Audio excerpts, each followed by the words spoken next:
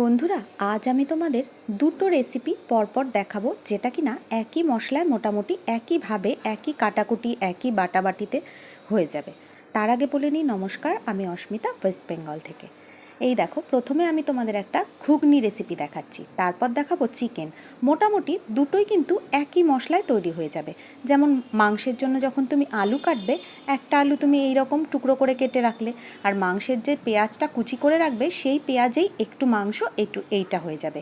একই রকমভাবে দুটো তোমার রেসিপি হয়ে যাবে, যেটা কিনা সারাদিনের জন্য মোটামুটি তোমার অনেক কাজে আসবে। তো প্রথমে আমি ঘুগনি রেসিপিটা বলি। কড়াইয়ে অল্প তেল দিয়ে আমি এর মধ্যে একটু জিরে ফোড়ন দিয়েছিলাম, আর তার সঙ্গে গোটা গরম মশলা দিয়ে ছোট্ট ছোট্ট টুকরো করে রাখা আলু আমি এর মধ্যে দিয়ে ভেজে নিয়েছিলাম খুব ভালো করে। তারপর একটা মশলা, যেটা কিনা মাংসেও দিয়েছি এখানেও দিয়েছি, জিরে, আদা, গোলমরিচ আর পেঁয়াজ, রসুন, আদা একসাথে পেস্ট করা। সঙ্গে ছিল একটা বড় টমেটো, যেহেতু আমি দুটো রেসিপি একসঙ্গে করব।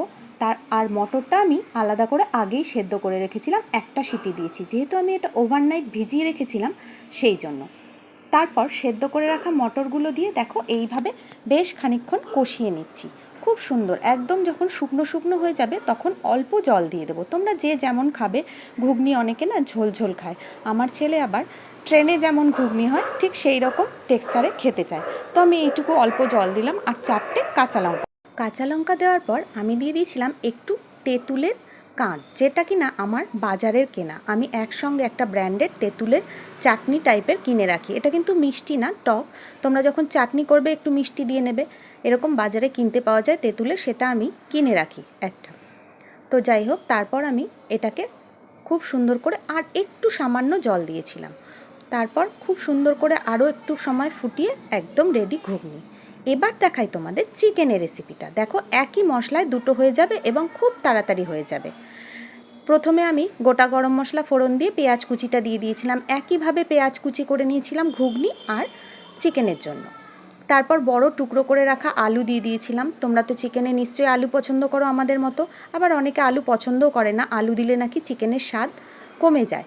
কিন্তু আমার কিন্তু আলু ছাড়া চিকেন একদম চলে না, আমাদের বাড়ির কারুরই চলে না। তো তারপর সেই মশলাটা আমি বেশ খানিকটা দিয়েছিলাম, সঙ্গে দিয়েছিলাম 4টে কাঁচা লঙ্কা। এই দিন চিকেনটা আমার একটু বেশি ঝাল হয়ে গেছিলো। তো যাই হোক, গোলমরিচ দেওয়া ছিল বাটার সাথে, মশলা বাটার সাথে, পেস্টের সাথে।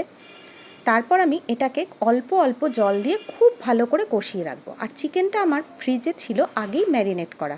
ফ্রোজেন চিকেন খুব তাড়াতাড়ি হয়ে যায়, সেই জন্য আমি এটাকে ভালো করে আগে কষিয়ে নিচ্ছি মশলাটাকে, নইলে মশলা কষা হবে না। চিকেনটা আমার এমনি কিচ্ছু মশলা ছাড়াই ম্যারিনেট করা ছিল। অল্প অল্প একটু গোলমরিচ, একটু হলুদ, নুন আর একটু সর্ষের তেল দিয়ে সেই চিকেনটা আমি দিয়ে দিলাম। আর দুটো কাঁচা লঙ্কা আমি তারপরে দিয়েছিলাম, যার জন্য কিনা একটু বেশিই ঝাল হয়ে গেছিলো। তারপর এটা দিয়ে অল্প অল্প জল দিয়ে খুব ভালো করে আমি কষিয়ে নিয়েছিলাম। কিছুটা রাখবো কষা আর কিছুটা করব ঝোল, যেটা আমি প্রতিদিনই প্রতি রবিবারেই করে থাকি।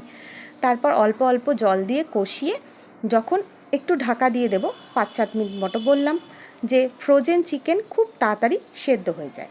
তারপর একটু জল দিয়ে আমি কষিয়ে ঢাকা দিয়ে রেখে দেবো 5 মিনিট, মাত্র 5 মিনিট, একদম রেডি দেখো চিকেন কষা। আর তারপর কিছুটা কষা চিকেন তুলে আমি তার মধ্যে দিয়ে দিয়েছিলাম অল্প একটু ঝোল। আমি ঝোল আর কষা দুটোই করব বলে আমি দুরকম করেছিলাম, কিছুটা কষা কিছুটা ঝোল। এই যে জল দিয়ে দিচ্ছি কিছুটা তুলে, ব্যাস এটা ঝোল হয়ে যাবে, দুরকমই হয়ে গেল। তো দেখো, একই মশলায় আমি দুরকম রান্না করলাম, ওই জন্যই এই দুটো রেসিপি আমি তোমাদের পরপর দেখালাম। ভিডিওটা কেমন লাগলো আমাকে কিন্তু জানিয়ে যেও একটা কমেন্টে, তোমাদের কমেন্ট আমার কাছে খুব জরুরি। 5 মিনিট এটাকে স্ট্যান্ডিং টাইমে রেখে একেবারে রেডি দুটো ডিশ। এই দেখো, এটা হলো চিকেন কষা আর সাথে আছে চিকেনের ঝোল, ব্যাস কমপ্লিট। ধন্যবাদ সবাইকে ভিডিওটা দেখার জন্য।